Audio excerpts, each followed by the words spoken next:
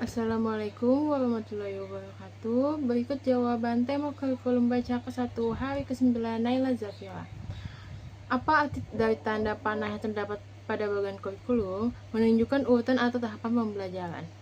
Apa arti garis tebal yang terdapat pada bagian kurikulum? Menunjukkan syarat atau persyarat yang harus dipenuhi sebelum anak melanjutkan ke tahap berikutnya dalam kurikulum. Untuk yang ketiga, apa arti dari tanda seru yang terdapat bagian kurikulum Bimba? Menggambarkan semangat, antusiasme, motivasi tinggi yang menjadi inti dari pendekatan pembelajaran di Bimba. Jelaskan bagaimana cara membaca bagian kurikulum Bimba. Memerlukan pemahaman terhadap struktur kurikulumnya yang disusun secara bertahap dan berjenjang sesuai perkembangan minat, kemampuan, dan usia anak. Apa syarat HSAIWO? Anak mampu mengucapkan bunyi HVAIUEO. Apa syarat modul B1A? HSAIUEO, HVBDGKMPSY, D4HVK. Apa syarat modul B1B? HVJLNTRC, D4HVS, dan modul baca 1A. Apa syarat D4HVS, D4HVS, dan D4HVK? Apa selanjutnya setelah 4HVK? D4HVK. Apa tahap selanjutnya setelah B1A, B1B tetapi bersyarat? Apa tahap selanjutnya setelah B1E bisa ke B1F dan B4 tetapi bersyarat? Apa tahap selanjutnya setelah B4, B5 tetapi bersyarat? Untuk yang B mengenai tahap persiapan. Apa pengertian tahap persiapan? Kelas bagi anak yang baru mendaftar di Bimba IUEO.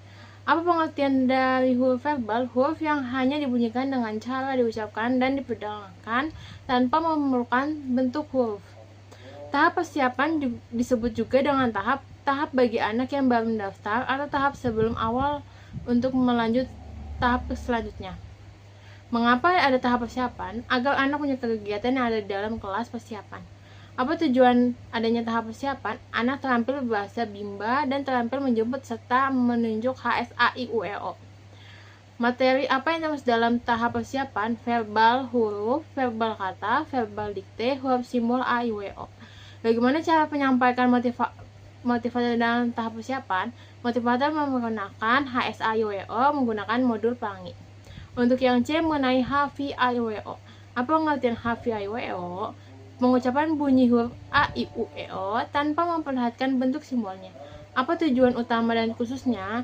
Untuk yang utama, anak menyukai kegiatan bermain huruf verbal A, I, U, E, O. Untuk yang khususnya, anak terampil mengucapkan bunyi huruf A, I, U, E, O. Bagaimana cara motivator mengenalkan HV A, I, U, E, O? Motivator mencontohkan terlebih dahulu cara mengucapkan A, I, U, E, O secara perlahan-lahan dan berulang-ulang melalui media atau modul. Mengenai HVBDGKMPSY, apa pengertian HVBDGKMPSY? Pengucapan bunyi huruf BDGKMPSY tanpa memperhatikan bentuk simbolnya. Apa tujuan khusus dan utamanya? Untuk yang utamanya, agar anak menyukai kegiatan bermain huruf verbal BDGKMPSY. Untuk yang khususnya, agar anak terampil mengucapkan bunyi huruf BDGKMPSY dengan benar. Bagaimana cara motivator mengenalkan HVBDGKMPSY? Motivator mencontohkan terlebih dahulu cara mengucapkan HVBDGKMPSY secara perlahan dan berulang-ulang kali melalui lagu BDGKMPSY dengan cara yang menyenangkan. Untuk yang E, HVJLNTRC. Apa pengertian JLNTRC?